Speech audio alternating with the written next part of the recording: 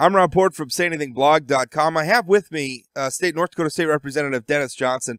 Several states around the nation, including Ohio, Virginia, Florida, Texas, has been considering legislation to require drug testing for welfare recipients and food stamp recipients. The idea being that if they're taking drugs, perhaps they shouldn't be getting public assistance. That sort of legislation has been proposed here in North Dakota. Representative Johnson is the sponsor. Why don't you tell us, first of all, a little bit about your legislation? Well, what I'm trying to do here, Rob, is looking at what other states have done. Like you said, there's been 41 states that have introduced similar legislation. 7 states have passed this legislation. So I have pretty much copied. The most recent one was what they passed in Florida. And my goal is not to try and penalize someone here, but to create an incentive to be clean, and anybody else in the work environment, to get a check, you have to go one step further and be subject to spot checking, where my bill is for the first time applicant to be able to pass a drug test. And in the law also provides that if they do test dirty, they can go through treatment at their expense and retest within 6 months. Otherwise, it's a year before they can retest. And if they fail in that year period, it's 3 years before they can come back to retest. So that's how the bill starts, and we can discuss further on what it does, I guess. I think that's interesting how you describe it, because a lot of times these bills are cast as being punishment for people who take public aid, but what you're saying is it's an incentive to try to get some of these people to stop using substance abuse, which might also be contributing to the fact that they need public aid. And certainly, just so much want to emphasize it's not a penalty on or trying to punish people, because you see the efforts of some of the things that the Attorney General has moved forward with synthetic drugs and such, and it's I think this is just one more tool to try and help the population out there that hey, we're thinking about you, and let's try and be clean and try and be a more productive member of our community. Now, looking at some of the news surrounding the Florida bill, it looks as though it's been a little bit beleaguered. Some have claimed that it's actually cost more money to implement than it's saved in terms of people collecting benefits, and also it's had some trouble in the courts. The federal courts have suspended it during review. Are you worried about any of that here in North Dakota?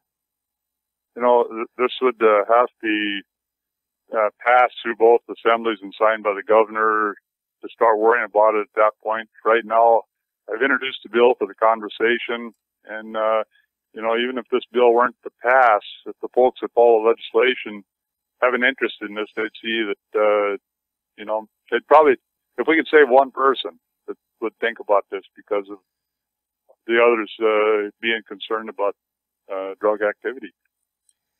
You said you passed this for the conversation. I would assume that you would expect this bill to perhaps go through the amendment process. I know it's just been introduced, but have you spoken with any other members of the legislature about proposed amendments or ways in which this bill might be modified? I think right now, as far as I've not had anybody that's offered amendments or thoughts of changing the bill. The only part that we're still working on is if this bill is to pass, is how the department would administer the drug test, if you go through a contractor that does this type of work, or what the cost may be. I've had numbers that have been offered that may cost, because if you test and you're clean, the department reimburses the cost of the test. If you're dirty, then you obviously have to pay for it yourself, and you don't get reimbursed. So there would be a cost there, upfront cost. If we keep people off the drugs, it's a savings. I mean, what value to put on that if we can keep people from doing drugs? I think there's a lot to that, and there may be a value that's hard to quantify at times, but I think the value is definitely there.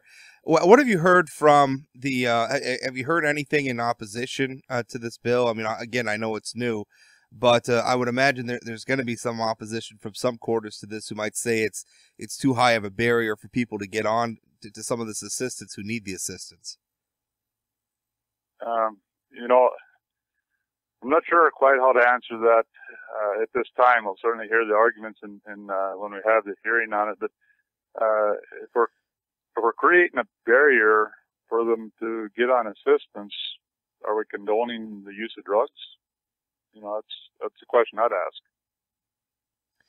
ask. Another question too is what about, and I know your bill addresses this, but what about parents with children? I mean, a lot of people who apply for these programs do have children.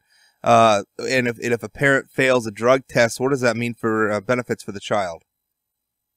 If there's any minor children in the household, and the parents test dirty, then an immediate relative can test clean. Then the benefits go through that third party to the children. So there would be no interruption of benefits for children in the household.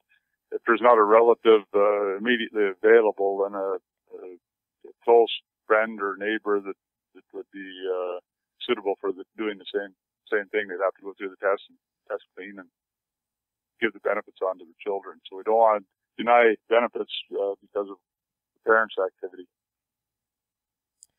And when you said that if somebody who gets a false test or a dirty test, not a false test, that's the wrong way to put it, a dirty test, or they test positive for drugs or alcohol, you said that if normally if they refuse to go through any counseling or anything, they can't retest to get on benefits for a year. But if they go through counseling, that's a shorter process? There's a section 4 of the bill specifies if they go through a approved counseling program and they have the opportunity to test within 6 months. And if what they about test clean upon that test, then they're eligible. If they test dirty again, then it's 3 years before they come back and retest. And it's 3 years no matter what. If they get counseling or whatever, if they test dirty a second time, it's 3 years before they can sign up to benefits again. That is the way the bill is written right now, and everything is subject to amendments, you know, if they want to change that. But that is the way the language is put together, copying Florida legislation. All right. Representative Johnson, thank you for your time. Hey, thanks for calling, Rob, anytime.